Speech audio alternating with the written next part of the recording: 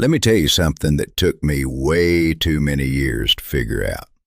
If you've got yourself an acre of land and you're feeling like it just ain't giving you as much as you hoped, like you're working hard but the harvest is kind of thin, I promise you, the problem ain't the size of your land.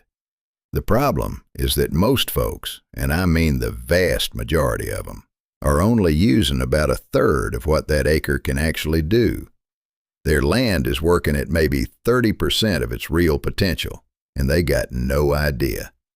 They think they need more acres, more space, another field, and that's the wrong answer. Because here's the honest truth I've learned out here on my own place in Texas.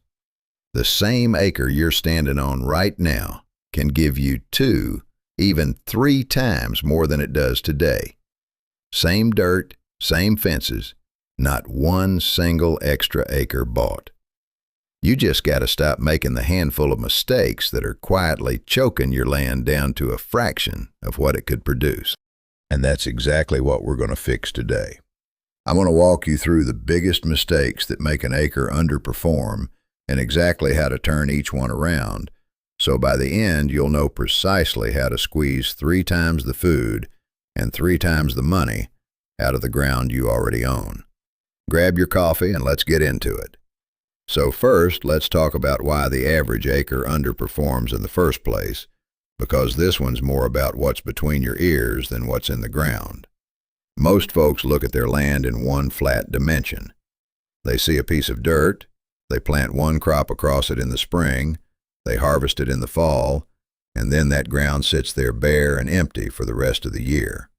They're thinking about their acre like a single shelf, when really it ought to be a whole stocked pantry, working top to bottom, all year long.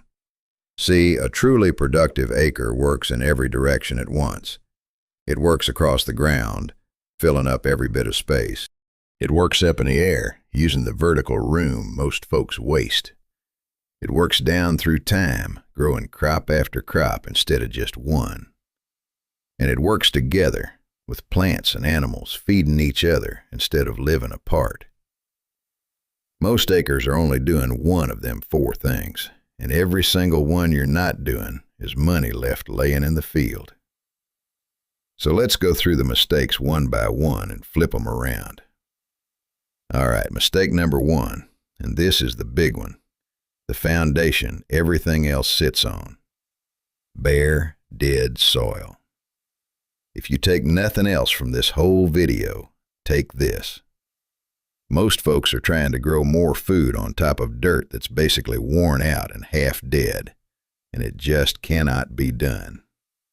You can plant all you want, but if your soil's got no life in it, you're going to get a thin, weak harvest every single time, no matter how hard you work.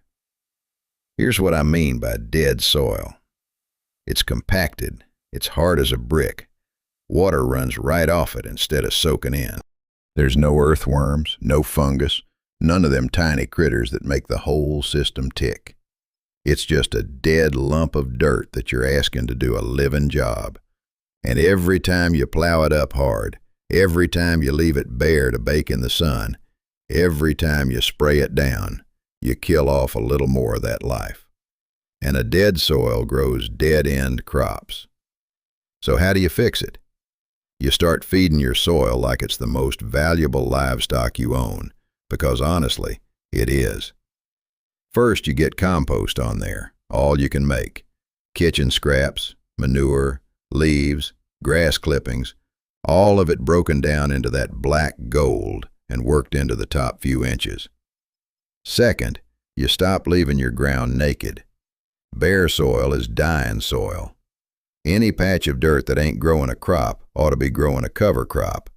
Clover, buckwheat, rye, something green with roots in the ground, holding it together, feeding the life below, and building fertility for free. And third, you go easy on the plow. Every time you rip that soil up, you tear apart all them fungal networks and structures the soil works so hard to build. The less you disturb it, the more it comes alive. Get your soil living and breathing, and I'm telling you, Everything else in this video works 10 times better. And let me give you one more piece on this because it's the easiest win there is. Mulch. Any bare ground you got, cover it. Straw, wood chips, old leaves, grass clippings, whatever you can get your hands on for free. That mulch does about 4 jobs at once. It holds the moisture in so you water less. It smothers your weeds so you hoe less. It keeps the soil cool and soft instead of baking hard. And as it breaks down, it feeds all them worms and microbes right back into your dirt. I've seen folks turn a patch of dead, cracked clay into rich, crumbly black soil in just a couple seasons, doing nothing fancier than piling on compost and mulch and leaving the plow in the shed. Your soil wants to come back to life. You just got to quit fighting it and start feeding it. Now, mistake number 2, and this one's pure wasted opportunity. Growing just one harvest a year. This is probably the single biggest thing holding your acre back once your soil's right. Most folks plant their garden or their field in the spring. They pull the harvest in late summer or fall, and that's it. One crop, one payday, and then the ground sits there empty for months, doing absolutely nothing. You paid for that land all 12 months. Why is it only working 3 or 4 of them? The fix has got a name, and it's called succession planting. And all it means is the second one crop comes out, another one goes right back in. You don't ever let that good ground sit idle during the growing season. So you start early in the spring with your cool weather crops, your lettuce, your radishes, your peas, your spinach. Soon as them come out, that same bed gets your summer crops, your tomatoes, your beans, your squash. And the second them summer crops are done, you're right back in there with a fall planting of greens or root crops or garlic to overwinter. Instead of one harvest off that bed, now you're pulling 2 or even 3 off the exact same square of dirt in a single year. You didn't add 1 inch of land. You just stopped letting it nap half the year. And here's the trick that makes it easy. Start your next round of seedlings in trays before the first crop's even finished. That way, the minute a bed opens up, you got healthy young plants ready to drop straight in. No wasted days, no gaps. The ground never gets a chance to sit there earning you nothing. And if you really want to squeeze it, you stretch your season out on both ends.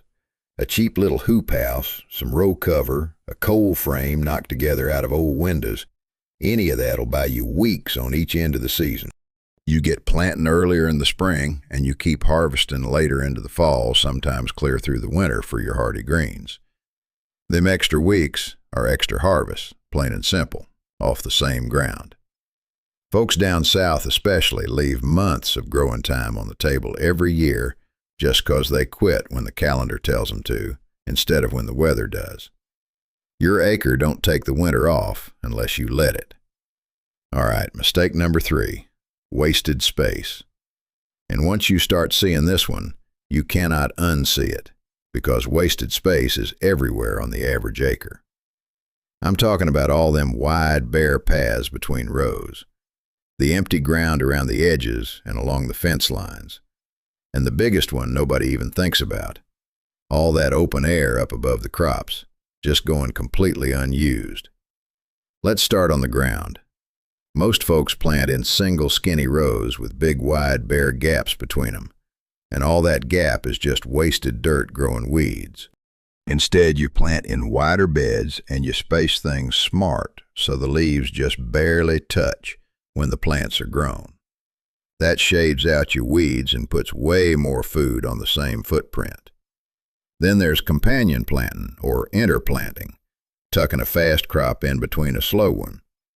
Radishes shoot up and get harvested long before your slow carrots or your cabbage need that room, so you get 2 crops out of one spot at the same time. And don't you forget about them edges and fence lines that just grow weeds on most places. That's prime real estate. Run some beans or berries up the fence. Tuck herbs and flowers along the borders to pull in the pollinators. And then, this is the big one, you start growing up. Vertical space is free, and almost nobody uses it. You put up simple trellises, cattle panels, a few stakes, and some string, and you send your cucumbers, your pole beans, your peas, your melons, your vine and squash climbing straight up into the air instead of sprawling all over your ground. A crop growing up a trellis might take up a fifth of the ground space of one left to run wild. Let me give you a picture of how this looks all together, 'cause it's really something once it clicks. Picture one single wide bed. Down the middle, you got a row of cattle panel with cucumbers and pole beans climbing straight up it. Along the sunny side, a row of peppers, tucked in the cool shade underneath them climbers, a little patch of lettuce that likes the shade just fine. Fast radishes scattered in the gaps that'll be long gone before anybody needs the room. And the edge of that bed, lined with herbs and marigolds pulling in the bees. That is one bed doing the work of 5. That's the whole game right there. Same dirt, stacked 5 ways. Fill the ground, fill the edges, fill the air, and watch how much more that same acre gives back. Now we come to mistake number 4, and this one's a big shift in how you think, but it might just be the most powerful one of the whole bunch. Keeping your plants and your animals apart. See, most folks have got their garden way over here, and their chickens or their livestock way over there, and the two never meet. And that right there is a huge missed opportunity, because in nature, plants and animals don't live in separate boxes. They work together, and each one makes the other one better. When you split them up, you're doing twice the work and getting half the result. So let's put them back together. Take your chickens for a simple example. A chicken is a hard-working little farmhand if you let her be. You run your birds through a garden bed after you've pulled a crop, and what do? They eat up all your bugs and pest larvae, they gobble down the weed seeds, they scratch and till that top layer of soil for you, and they drop the finest fertilizer there is the whole time they're at it. They're cleaning, tilling, debugging, and fertilizing. 4 jobs, while you lean on the fence and watch. Then you move them on to the next bed and plant right behind them into ground that's already prepped and fed. And it works the same with bigger animals on bigger ground. You rotate your cattle, your goats, your sheep through one small paddock at a time, let them graze it down and manure it up, then move them on and let that piece rest and come roaring back thicker than before. That's called rotational grazing, and it'll triple the grass an acre grows compared to just turning them loose to roam the whole thing flat. The animals feed the land feeds the animals, and round it goes. Even your kitchen and garden scraps become chicken feed or pig feed or compost instead of trash. Nothing gets wasted. Every output becomes an input somewhere else. That's how you get way more off the same ground without buying a thing. You let your animals and your plants do each other's chores. And you can layer the animals right in with the crops too, not just before and after. Folks run chickens or ducks through an orchard, and them birds clean up the fallen fruit that'd otherwise rot and breed pests. They eat the bugs right off the ground, and they fertilize them trees the whole time, all on the same piece of land that's already growing you apples or peaches. Ducks are champions in and around the garden for slugs and snails. A couple hogs will turn a rough, weedy patch into cleared, worked-up ground ready to plant, and they'll turn your scraps and spoiled produce into more meat and more manure while they're at it. And if you really want to tie a bow on the whole thing, put a couple beehives on the place. Them bees don't take up hardly any room at all. They pollinate every crop you got so your yields jump, and they hand you honey on top of it.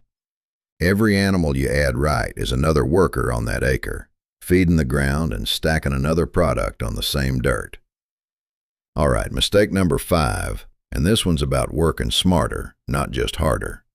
Growing the wrong things. You can do every single thing we've talked about perfect, but if you're filling up all that hard-won space with low-value stuff, you're leaving a pile of money on the table. Think about it. A big sprawling patch of field corn or plain old potatoes takes up a whole lot of room, a whole lot of season, and at the end of the day it's worth just pennies a pound. Now that's fine if that's what feeds your family, but if you're trying to get the most out of a small piece of land, you got to be smart about what earns its keep. So you start asking a simple question about every square foot. Is this the best use of this space? High-value crops, your fresh salad greens, your tomatoes, your herbs, your garlic, your berries, they bring in many times more money and food per square foot than the cheap bulk stuff. A single bed of salad greens you cut over and over can out-earn a great big patch of something cheap, and it does it in a fraction of the space and time. The same goes if you're growing for your own table. Grow the stuff your family actually eats a lot of, and the stuff that costs you the most at the store, not just whatever's easy to throw in the ground. And match the plant to the spot while you're at it. Put your heavy feeders where your soil's richest. Put the shade-tolerant stuff in the shadier corners. Grow what actually does well in your climate and your dirt instead of fighting nature the whole season long. When every part of your land is growing the most valuable thing that'll thrive right there, that's when the whole acre really starts to pay. And here's a piece most folks never think about. It ain't just what you grow, it's how you sell it or use it. The same tomato is worth one thing sold in a bulk box at the low season price, and 3 or 4 times that sold ripe and fresh straight to a neighbor or at a little farm stand. You grow a thing that stores well, like garlic or winter squash or onions, and you can hold it and sell it or eat it in the off-season when it's worth the most, instead of dumping it all at once when everybody else has got it too. Turn your extra milk into cheese, your extra fruit into jam, your extra cucumbers into pickles, and you multiply the value of that same harvest again. The land grows the raw product, but a little bit of smarts on the selling and storing end can double what that product's actually worth to you. Same acre, more return, just from being clever with what comes off it. So now let's put the whole thing together and see how all this stacks up to 3 times the harvest, because this is where it gets exciting. None of these fixes is magic on its own. You don't triple your acre with any single one of them.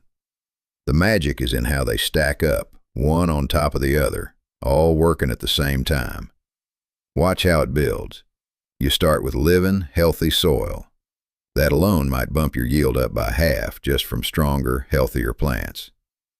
Then you add succession planting, 2 or 3 crops a year off that same bed instead of one. Well, now you're already doubling or tripling the harvest from that ground right there. Then you stack on your spacing and your vertical growing, fitting way more plants into the same footprint. Then you fold your animals in, feeding your soil and clearing your beds for free. And then you make sure every bit of it is growing high-value crops that thrive right where they're planted. You see what happened? Each layer multiplies the one before it. Half more here, double there, a third more on top. You stack them gains up, and 3 times the output off the same acre ain't some pie-in-the-sky dream. It's just plain arithmetic. So let's actually run that honest math real quick, nice and simple. Say your acre right now brings you $1,000 of food and income in a year, working the way most folks work it. 1 crop, tired soil, half the space empty, animals off in their own pen. Now let's turn the levers. You wake that soil up and your yields climb. You go from 1 harvest a year to 2 or 3 off the same beds. You fill in all them wasted paths and edges and you start growing up into the air. You run your birds through to cut your costs and feed your ground for free. and you swap out some of that low-value space for crops that actually pay. You don't have to nail every single one perfect to change the whole picture. Even done halfway decent, them gains pile up on top of each other till that same acre that gave you $1,000 is now giving you $3,000 in food and income. Same land, same fences. Not one extra acre bought, not one extra payment to the bank. You didn't get more land, you finally started using the land you already had. And the best part is your costs go down while your output goes up, because you're making your own fertility and letting your animals do the labor. And don't let that word 3 times fool you into thinking it's the ceiling, neither. 3 times is just where most honest folks land when they get serious about this. I've seen small market growers pull numbers off a 1/4 acre that'd make a fellow with 10 acres blush, just 'cause every square foot is working its tail off all season long. The point ain't the exact number. The point is, your land has got way, way more in it than it's giving you right now, and it's just waiting on you to unlock it. Most folks spend their whole lives wishing for more acres when the treasure was buried right under the acre they already had the whole time. So let me leave you with what I'd actually do if I was starting fresh on a tired old acre tomorrow. I wouldn't run out and buy more land, and I wouldn't try to do all 5 of these at once and burn myself out. I'd start with the soil, always, 'cause everything else rides on it. Compost, mulch, cover crops, and I'd park the plow. That's year 1. Then, once that ground's coming alive, I'd add in succession planting so it's working the whole season long. Next, I'd tighten up my spacing and get things climbing up trellises. Then I'd bring my chickens into the rotation to work the soil and cut my feed bill. And all along I'd keep steering more and more of my space toward the crops that give me the most food and the most money for the room they take. One lever at a time, one season at a time, and before you know it, that same tired acre you were about to give up on is out producing land 3 times its size. That's the whole secret, and there ain't nothing fancy about it. It's just using what you already got, all the way, in every direction.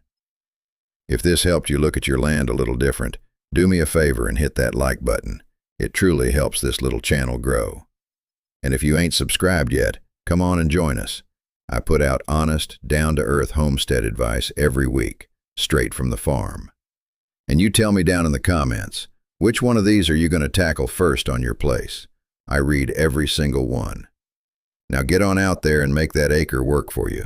Take care, y'all.